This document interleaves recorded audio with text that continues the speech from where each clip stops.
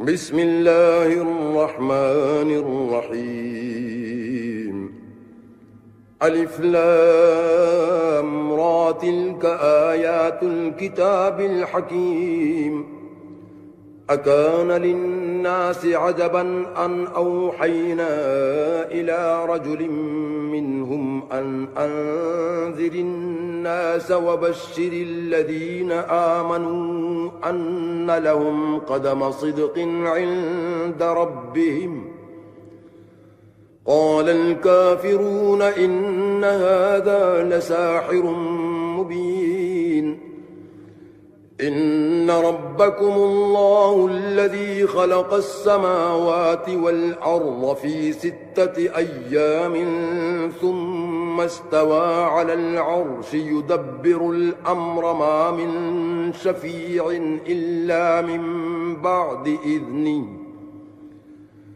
ذلكم الله ربكم فاعبدوه أفلا تذكرون إليه مرجعكم جميعا وعد الله حقا إنه يبدأ الخلق ثم يعيده ليجزي الذين آمنوا وعملوا الصالحات بالقسط والذين كفروا لهم شراب من حميم وعذاب أليم بما كانوا يكفرون هو الذي جعل الشمس ضياء والقمر نورا وقدره منازل لتعلموا عدد السنين والحساب ما خلق الله ذلك إلا بالحق يفصل الآيات لقوم يعلمون إن في اختلاف الليل والنهار وما خلق الله في السماوات والأرض لآيات لقوم يتقون إن الذين لا يرجون لقاءنا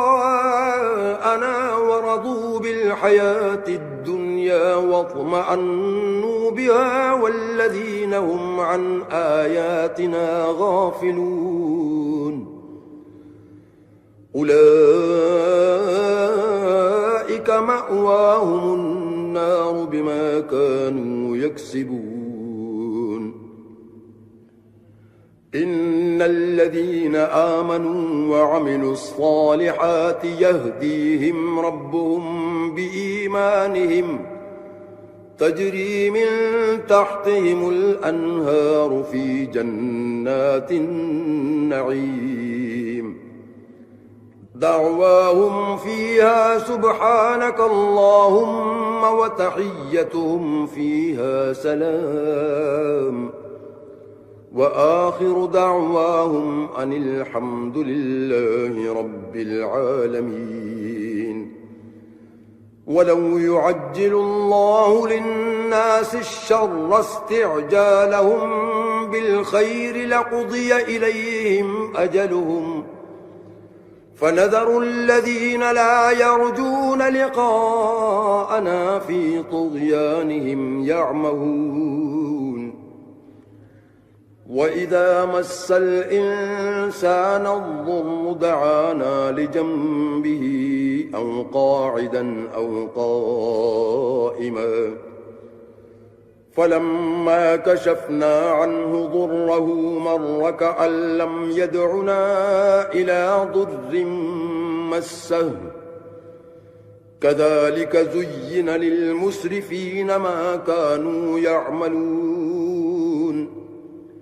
ولقد أهلكنا القرون من قبلكم لما ظلموا وجاءتهم رسلهم بالبينات وما كانوا ليؤمنوا كذلك نجزي القوم المجرمين ثم جعلناكم خلائف في الأرض من بعدهم لننظر كيف تعملون وإذا تتلى عليهم آياتنا بينات قال الذين لا يرجون لقاء نأت بقرآن غير هذا أو بدله قل ما يكون لي أن أبدله من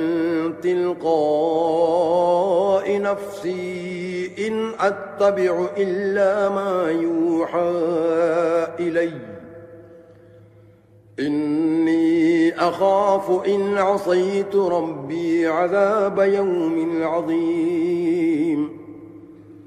قل لو شاء الله ما تلوته عليكم ولا أدراكم به فقد لبثت فيكم عمرا من قبله أفلا تعقلون فمن أظلم ممن افترى على الله كذبا أو كذب بآياته إنه لا يفلح المجرمون ويعبدون من دون الله ما لا يضرهم ولا ينفعهم ويقولون هؤلاء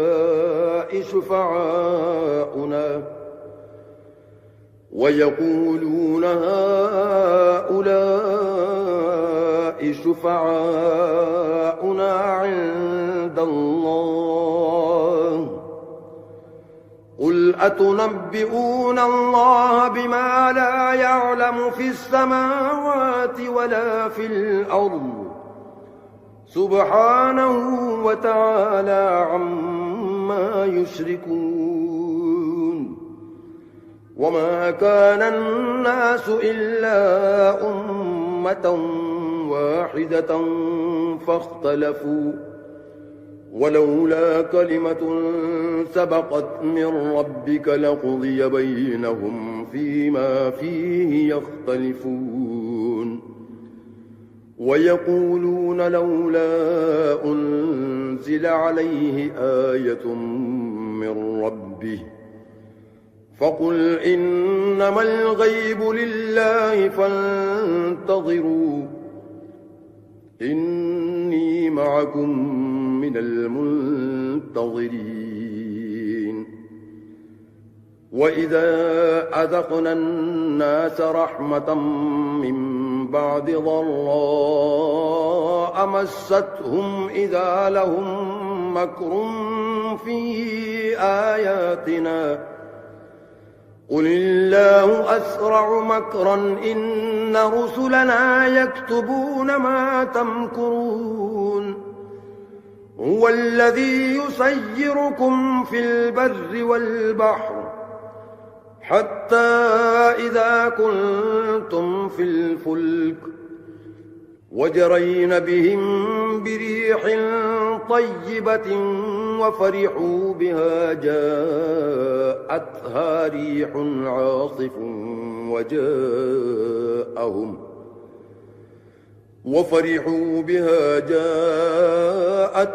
ريح عاصف وجاءهم الموج من كل مكان وظنوا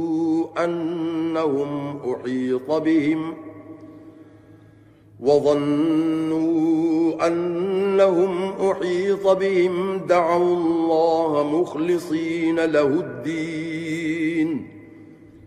لئن أنجيتنا من هذه لنكونن من الشاكرين فلما أنجاهم إذا هم يبغون في الأرض بغير الحق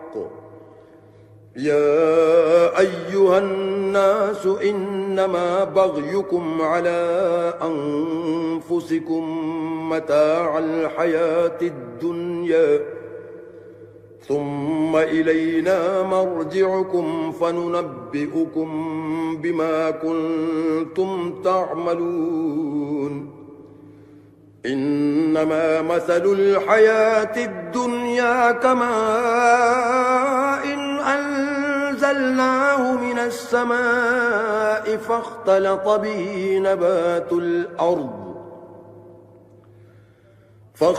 به نبات الأرض مما يأكل الناس والأنعام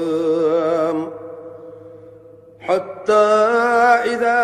أخذت الأرض زخرفها وزينت وظن أهلها أنهم قادرون عليها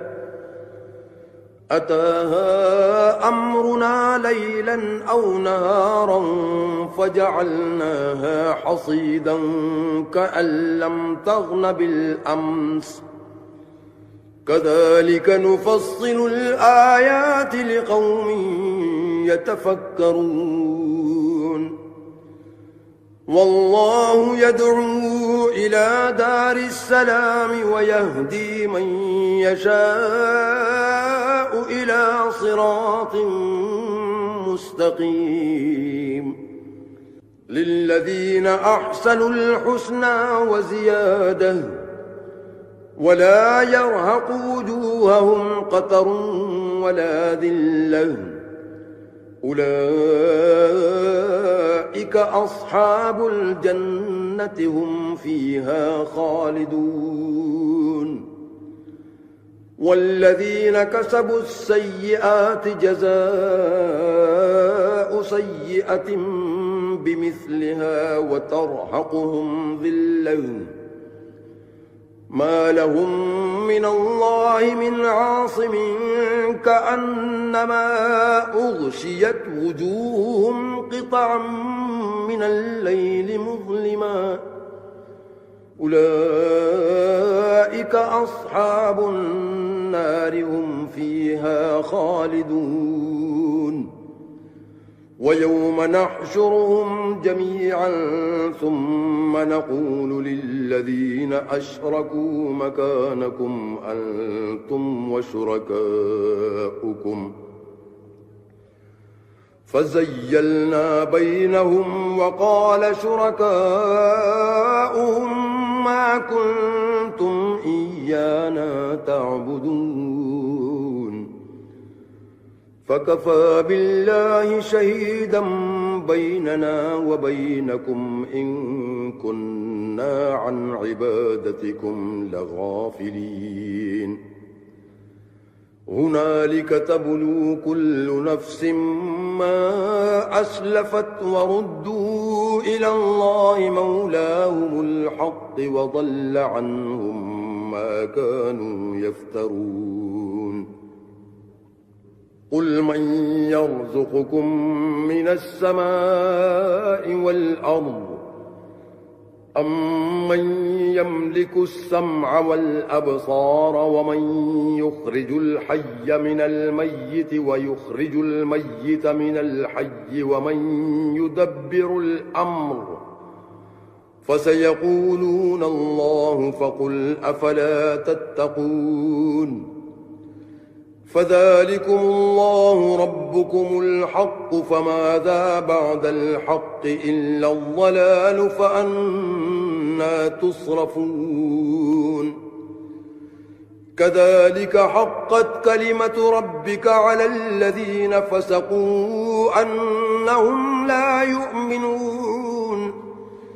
قل هل من شركائكم من يبدأ الخلق ثم يعيده قل الله يبدأ الخلق ثم يعيده فأنى تؤفكون قل هل من شركائكم من يهدي إلى الحق قل الله يهدي للحق أفمن يهدي إلى الحق أحق أن يتبع أم من لا يهدي إلا أن يهدى فما لكم كيف تحكمون وما يتبع أكثرهم إلا ظنا إن الظن لا يغني من الحق شيئا إن الله عليم بما يفعلون وما كان هذا القرآن أن يفترى من دون الله ولكن تصديق الذي بين يديه وتفصيل الكتاب لا ريب فيه من رب العالمين أم يقولون افتراه قل فأتوا بسورة مثله وادعوا من استطعتم من دون الله إن كنتم صادقين بل كذبوا بما لم يحيطوا بعلمه ولما يأتهم تأويله كذلك كذب الذين من قبلهم فانظر كيف كان عاقبة الظالمين ومنهم من يؤمن به ومنهم من لا يؤمن به وربك أعلم بالمفسدين وإن كذبوك فقل لي عملي ولكم عملكم أنتم بريئون مما أعمل وأنا بريء مما تعملون ومنهم من يستمعون إليك أفأنت تسمع الصم ولو كانوا لا يعقلون ومنهم من ينظر إليك أفأنت تهدي العمي ولو كانوا لا يبصرون إن الله لا يظلم الناس شيئا ولكن الناس أنفسهم يظلمون ويوم يحشرهم كأن لم يلبثوا إلا ساعة من النهار يتعارفون بينهم قد خسر الذين كذبوا بلقاء الله وما كانوا مهتدين وإما نرينك بعض الذي نعدهم أو نتوفينك فإلينا مرجعهم ثم الله شهيد على ما يفعلون ولكل أمة رسول فإذا جاء رسولهم قضي بينهم بالقسط وهم لا يظلمون ويقولون متى هذا الوعد إن كنتم صادقين قل لا أملك لنفسي ضرا ولا نفعا إلا ما شاء الله لكل أمة أجل إذا جاء أجلهم فلا يستأخرون ساعة ولا يستقدمون قل أرأيتم إن أتاكم عذابه بياتا أو نهارا ماذا يستعجل منه المجرمون أثم إذا ما وقع آمنتم به الآن وقد كنتم به تستعجلون ثم قيل للذين ظلموا ذوقوا عذاب الخلد هل تجزون إلا بما كنتم تكسبون ويستنبئونك أحق هو قل إي وربي إنه لحق وما أنتم بمعجزين ولو أن لكل نفس ظلمت ما في الأرض لافتدت به وأسروا الندامة لما رأوا العذاب وقضي بينهم بالقسط وهم لا يظلمون ألا إن لله ما في السماوات والأرض ألا إن وعد الله حق ولكن أكثرهم لا يعلمون هو يحيي ويميت وإليه ترجعون يا أيها الناس قد جاءتكم موعظة من ربكم وشفاء لما في الصدور وهدى ورحمة للمؤمنين قل بفضل الله وبرحمته فبذلك فليفرحوا هو خير مما يجمعون قل أرأيتم ما أنزل الله لكم من رزق فجعلتم منه حراما وحلالا قل الله أذن لكم أم على الله تفترون وما ظن الذين يفترون على الله الكذب يوم القيامة إن الله لذو فضل على الناس ولكن أكثرهم لا يشكرون وما تكون في شأن وما تتلو منه من قرآن ولا تعملون من عمل إلا كنا عليكم شهودا إذ تفيضون فيه وما يعزب عن ربك من مثقال ذرة في الأرض ولا في السماء ولا أصغر من ذلك ولا أكبر إلا في كتاب مبين ألا إن أولياء الله لا خوف عليهم ولا هم يحزنون الذين آمنوا وكانوا يتقون لهم البشرى في الحياة الدنيا وفي الآخرة لا تبديل لكلمات الله ذلك هو الفوز العظيم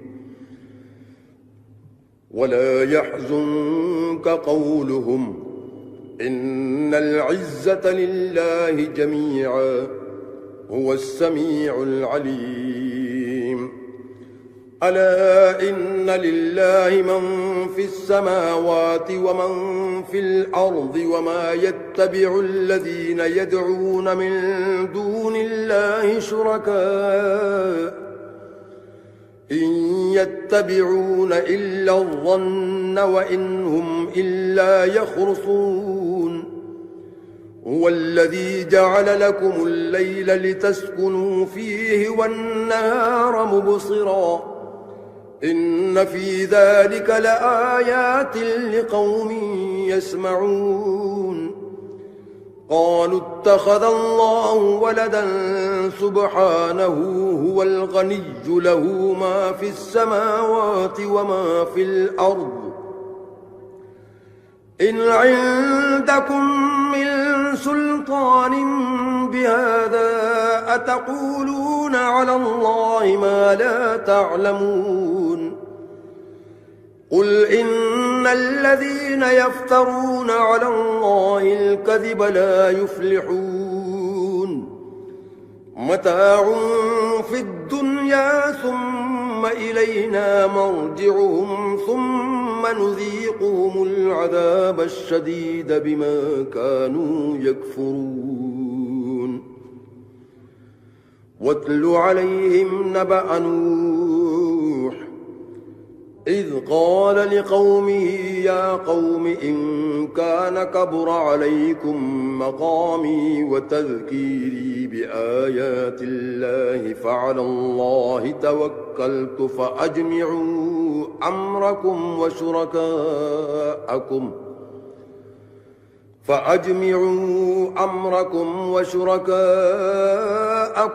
ثم لا يكن أمركم عليكم غمّا أمة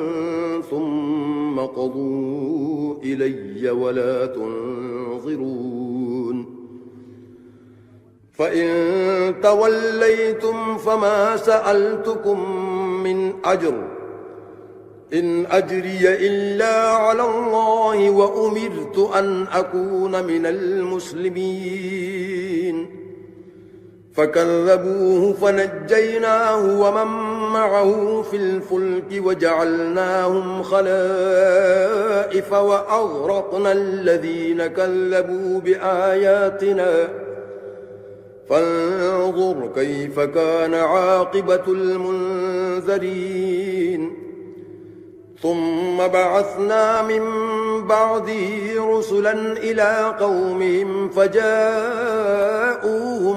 بالبينات فما كانوا ليؤمنوا بما كذبوا به من قبل كذلك نطبع على قلوب المعتدين ثم بعثنا من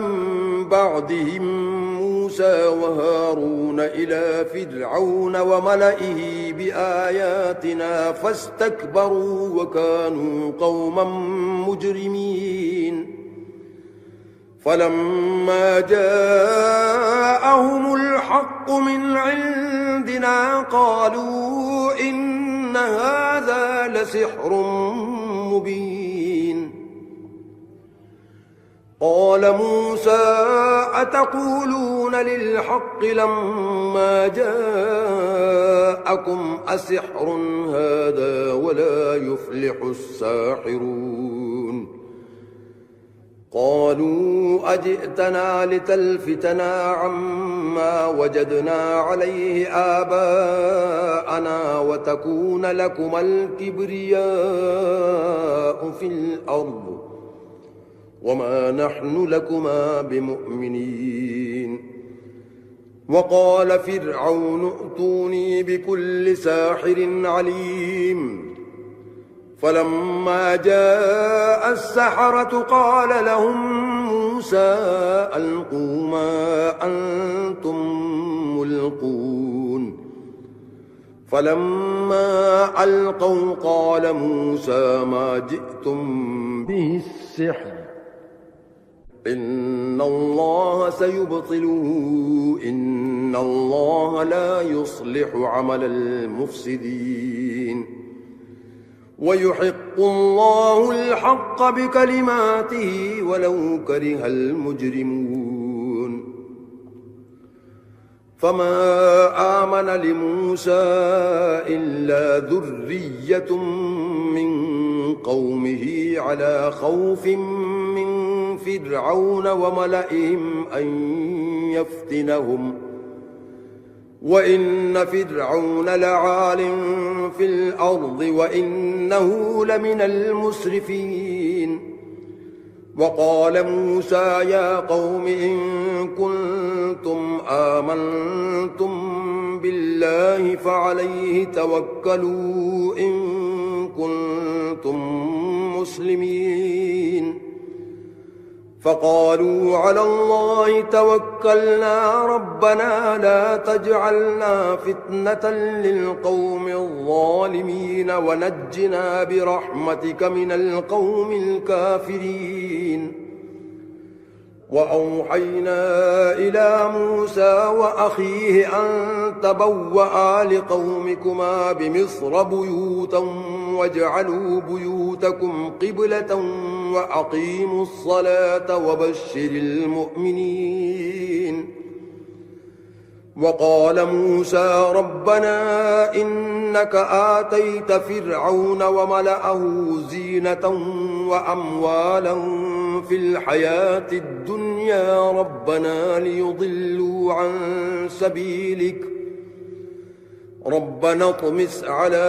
أموالهم واشدد على قلوبهم فلا يؤمنوا حتى يروا العذاب الأليم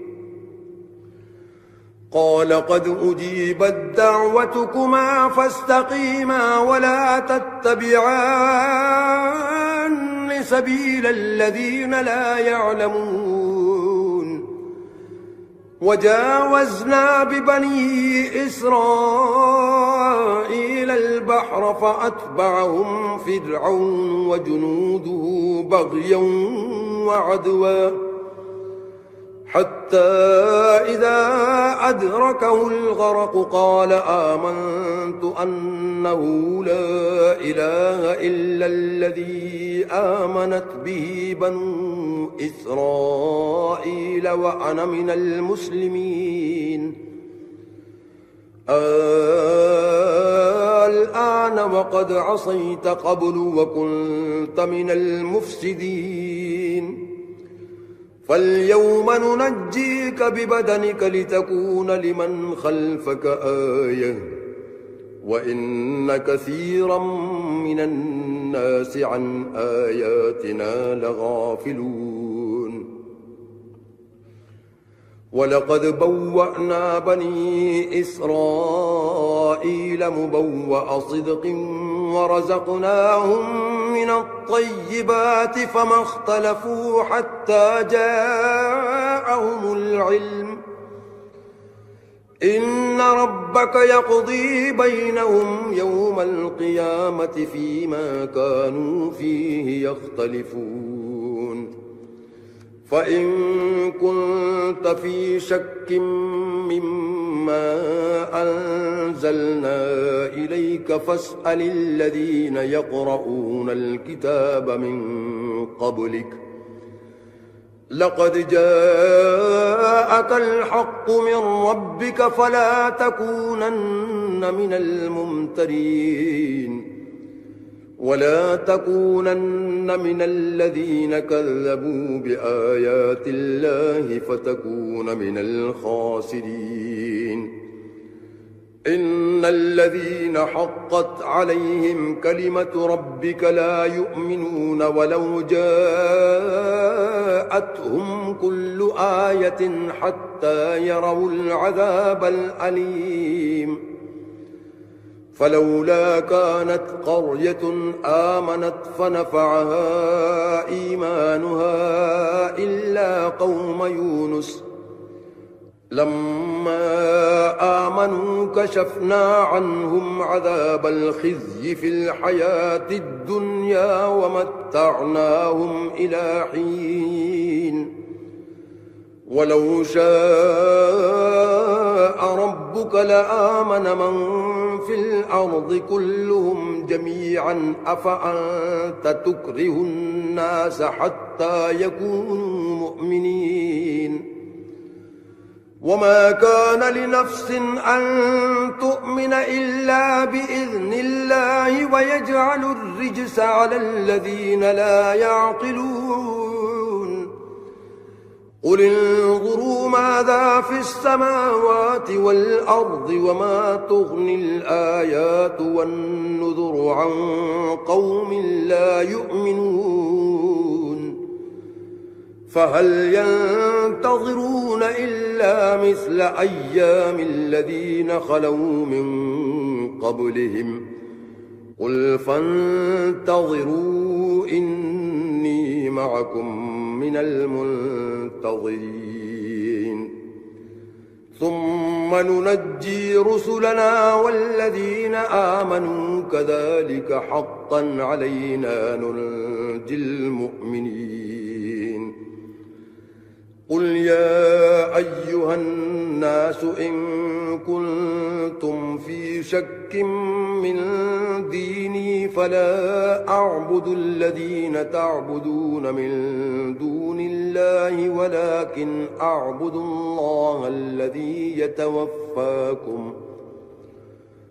وأمرت أن أكون من المؤمنين وأن أقم وجهك للدين حنيفا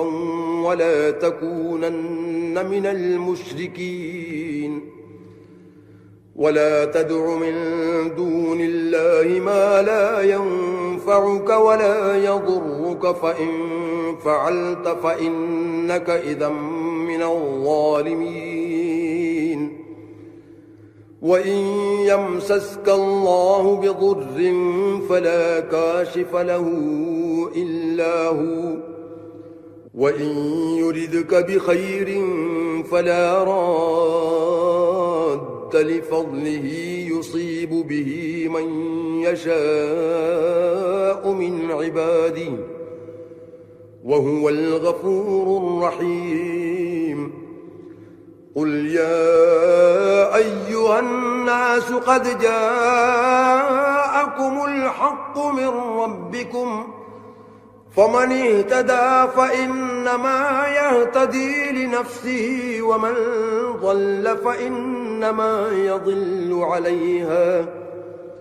وما أنا عليكم بوكيل. واتبع ما يوحى